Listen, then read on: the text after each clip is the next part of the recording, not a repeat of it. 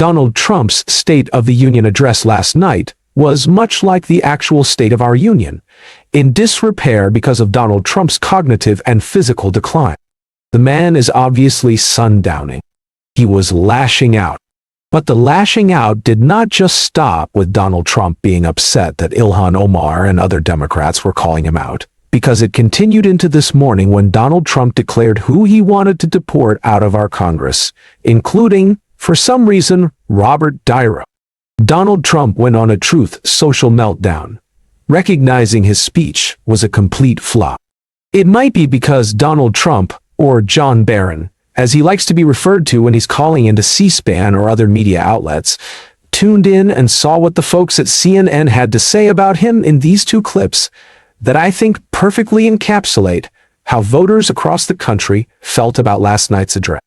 You did not like this speech at all. Tell me why. I didn't like the speech because he did not talk about what he was doing to make our lives better.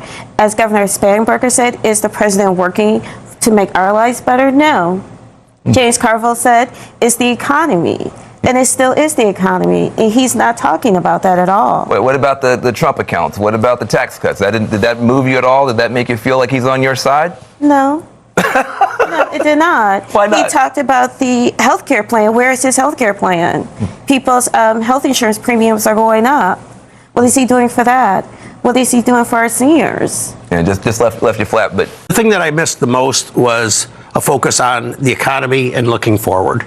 And Supreme Court struck the tariffs down, and he's going for another round of tariffs. And I also think that's the wrong direction. Tariffs cost our company a lot of money. Our costs are up, and we need to control our costs. And, without, raising rates, we can't give raises to our employees. We can't help them. So I'm stuck in that kind of vicious cycle of raise the rates, prices go up, raise the rates, and how do we continue that? So he didn't help you at all on the tariff stuff at all? So I do not think that that's exactly what Stephen Miller and the speechwriters were going for. We talked about this last night in the two videos I did during the live stream after going live from the Capitol. I was just a bit confused about the point of the speech in general. Donald Trump gave out a bunch of awards. He talked about fake accomplishments, but it wasn't really forward-looking. It wasn't really focused on the past either, unless he was saying, well, quite frankly, Joe Biden. It's all Joe Biden. It's all Joe Biden's fault. I've been president for a year. I said I'd fix things on day one. But Joe Biden, and that was basically the speech. It was 2 hours long, the longest in history. So what was the point? I don't know. And I don't really think anyone else does either. But Donald Trump at least tried to present himself as a well-meaning pseudo-patriot until the boos really got to him, and he decided to scream at and attack Democrats, specifically Ilhan Omar.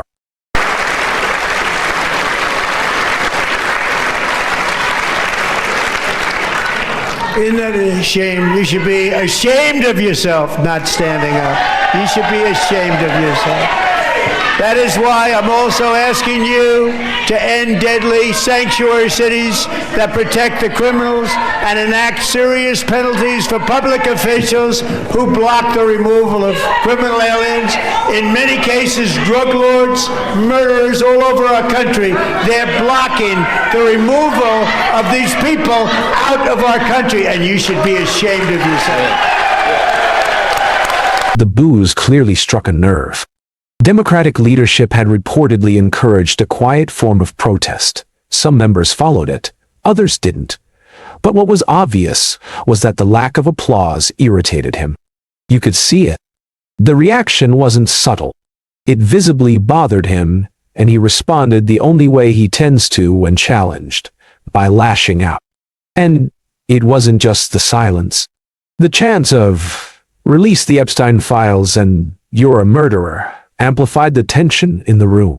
By the next morning, the frustration had spilled onto Truth Social, where the president posted a lengthy tirade attacking Representatives Ilhan Omar and Rashida Tlaib, along with actor Robert De Niro. He accused them of being unhinged, corrupt, and harmful to the country, even suggesting they should be sent back or deported. The post escalated further with personal insults and sweeping claims about America being bigger, better, richer, and stronger than ever, framing critics as irrational and destabilizing forces. So let's unpack that. Deportation threats aimed at sitting members of Congress, and even a Hollywood actor, because of protest and criticism during a speech. That's the escalation. It suggests the backlash clearly registered. The reaction reads less like strength and more like frustration with how the address was received. Meanwhile, Tlaib and Omar doubled down rather than retreating. Omar followed up with a CNN interview explaining why she believes speaking out was necessary, and why she intends to continue challenging the administration publicly.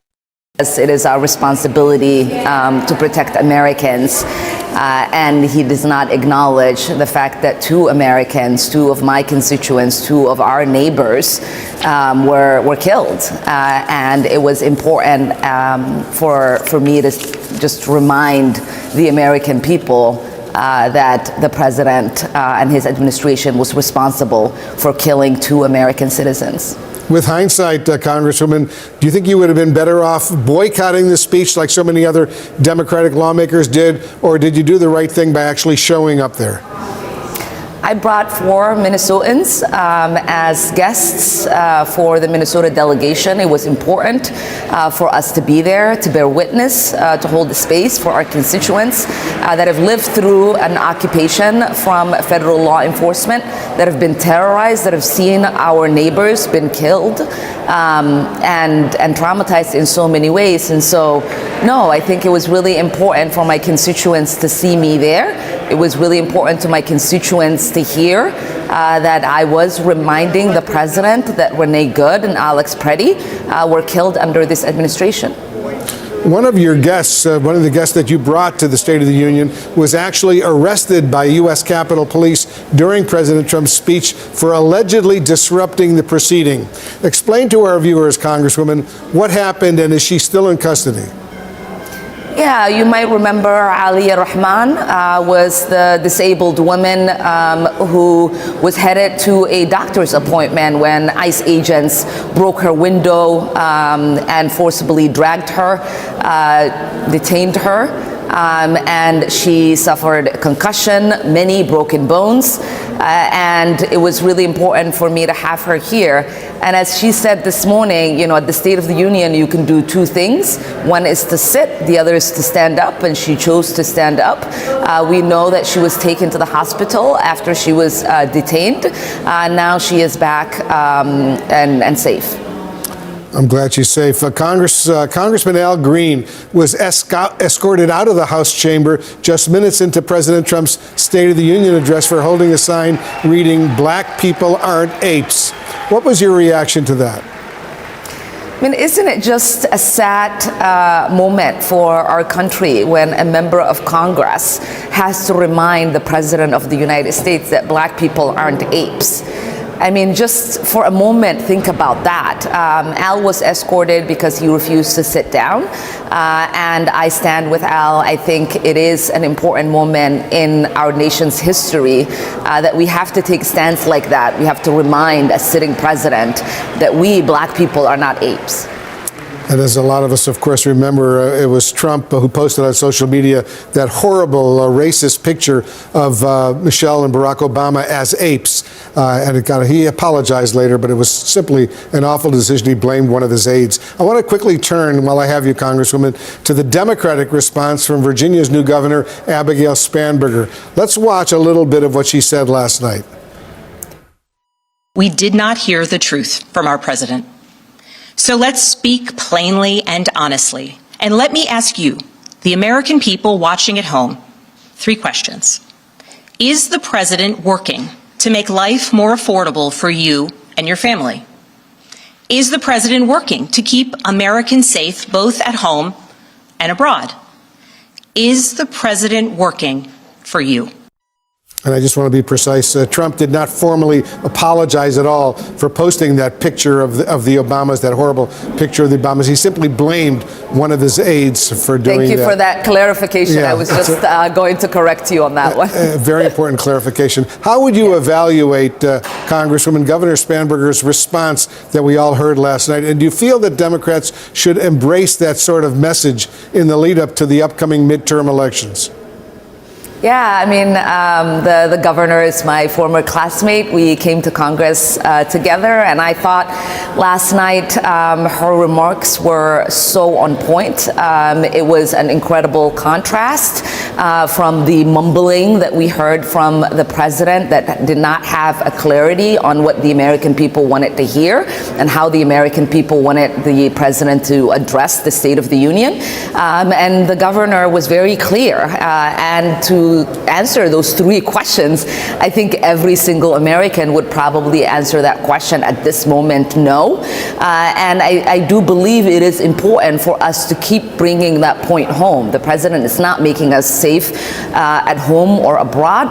The president isn't making our lives more affordable, and the president isn't doing anything to create any sort of stability for the American people. Bottom line, Congresswoman, do you have confidence that your Democratic Party's leadership right now is prepared to take on President Trump and his agenda ahead of the November midterm elections?